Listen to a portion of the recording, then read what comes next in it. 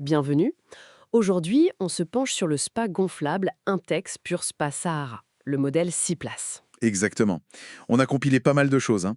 Des avis clients de France, d'Italie, d'Allemagne, de Belgique, sur plusieurs années, et aussi la FAQ du fabricant pour croiser un peu les infos techniques et le vécu. Voilà. Le but, c'est de voir ce qui se dégage de tout ça. Parce que les avis, bon, ça va de parfait à des expériences beaucoup moins bonnes. On va essayer de démêler un peu tout ça. Alors, qu'est-ce qui ressort en premier? Plutôt positif. Ah oui, clairement. Surtout sur les avis récents, là, 2024-2025, beaucoup de satisfaction. On lit impeccable, très bonne qualité. Chez qui, par exemple? Ben, une certaine Amandine, Giusy Lagana aussi, Nino Benoni. Ils insistent sur la qualité. D'accord. Et l'installation, souvent un point clé pour les gonflables. Oui. Et là aussi, c'est très positif. Simple, rapide, ça revient tout le temps. Matigo Lydia parle même d'une livraison parfaite. Donc, globalement, une bonne première impression. Excellent même. J'ai vu ça chez Dominique. Mais bon, la question c'est, est-ce que ça tient dans le temps? C'est la question. Oui. Et là, on a l'exemple de Marie Situ Su 110. C'est intéressant. Ah oui, qu'est-ce qu'elle dit? Elle a utilisé son premier spa pendant 5 ans, 5 ans. avant d'avoir un souci de structure qui se dégonfle. 5 ans, c'est pas mal du tout pour un gonflable, hein. Franchement, oui, c'est une durée de vie plus qu'honorable. Et d'ailleurs, le fait qu'elle en ait racheté un autre du même modèle, bah, ça montre qu'elle était satisfaite globalement. Ça suggère une certaine confiance dans la qualité malgré le problème final. Tout à fait. Et ça nous amène à la structure, cette fameuse technologie FiberTech. Oui, Intex communique beaucoup là-dessus. Et les utilisateurs le confirment un peu. Guillaume, par exemple, dit que ça tient bien dans le temps. Bon, il précise qu'il faut le ranger l'hiver. Ce que la FAQ recommande aussi d'ailleurs. Exactement.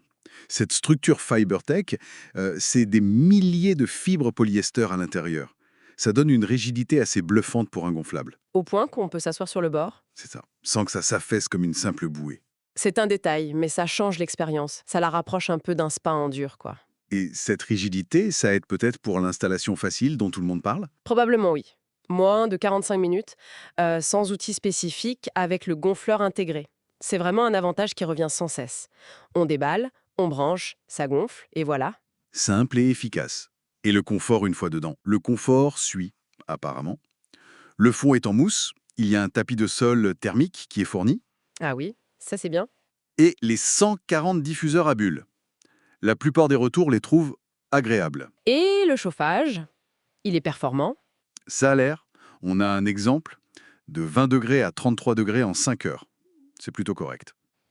Pas mal. Et il peut fonctionner même quand il fait frais dehors, genre jusqu'à 4 degrés, avec une sécurité qui coupe à 40 degrés bien sûr.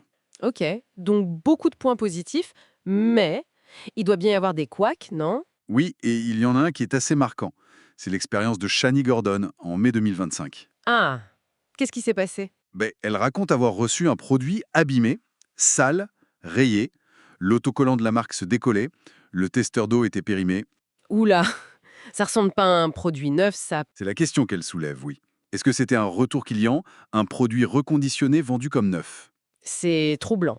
Oui, c'est plus qu'un simple défaut de fabrication, là. C'est un cas isolé, on espère. A priori oui, mais ça jette quand même un froid. Ça pose des questions sur le contrôle qualité ou peut-être la logistique. Et à part ça, d'autres types de problèmes? Des accidents? De l'usure? Alors, on a une anecdote un peu dommage d'une cliente en Italie. Son chat a réussi à percer le spa. Bon, ça c'est la faute à pas de chance, on va dire. Ah oui, le coup classique avec les animaux et les gonflables. Voilà. Mais il y a aussi l'usure normale, comme le dégonflement du premier spa de Maricity 77 après 5 ans.